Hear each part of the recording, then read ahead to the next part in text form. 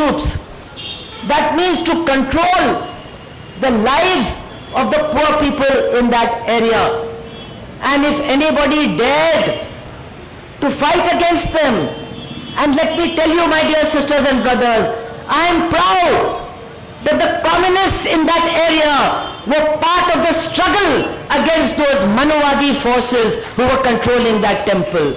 Many others were there also, yes, but the communists were also there, fighting for the land for the Dalits, fighting for justice, fighting in elections against the candidates of these Manuvadi forces.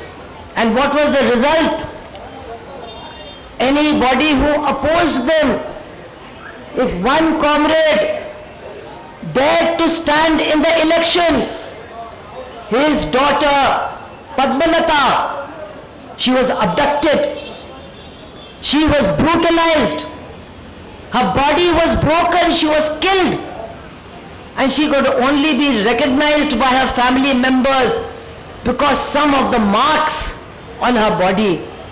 And from that day, her mother has not been able to speak. Only when she hears her daughter's name, Padmalata, then she starts weeping again, but she cannot speak. But in spite of that, Padmalata's family is part of the struggle for justice. Even today they are standing for justice. Vedavalli, these are all the names on that poster. Their families are here, and we want to tell them, all of us, that we are with you. We are with you till we get justice.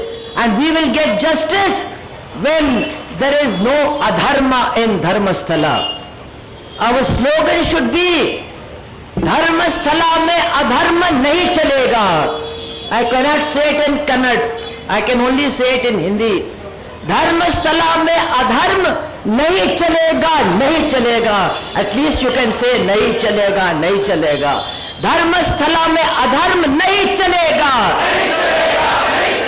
Dharmasthala mein adharma nahi chalega. I want to tell you, my dear sisters and brothers, that it is not as if Dharmasthala is something only from the past.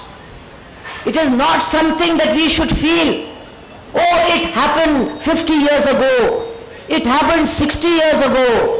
This is something from the past. No. We have to fight for Dharmasthala, for justice now. But we have to also understand that there are very strong forces in our country, ruling our forces, who want to make Dharmasthala the future of India. Who are these forces? They are the people who in 1949 declared, we do not accept this constitution of Dr. Ambedkar.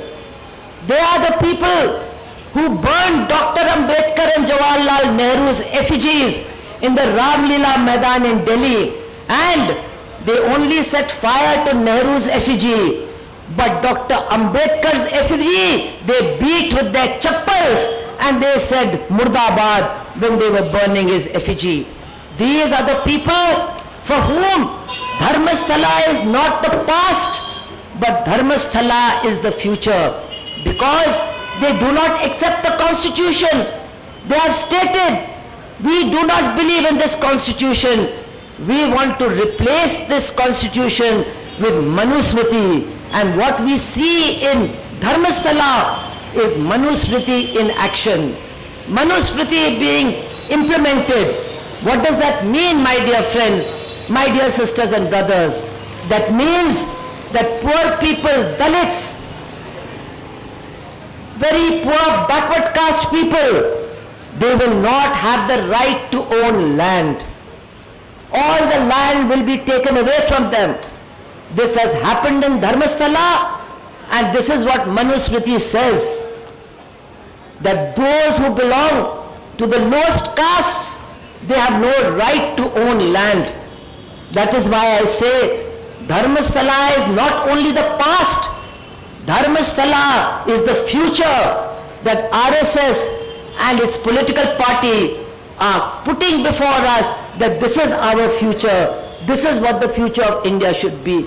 Not only that, I have read in that pamphlet that those people who became the owners of that temple, became the owners of that land in the time of the British, were British supporters. They were anti-national. They were against Tipu Sultan and castelessness and a society which promotes castelessness and bhaichara, that is such things we have to remember from the past. Buddha's statue is broken, thrown into a pond, and those who support the British against Tipu Sultan are given the land, given the temple, given religious power, money power, every kind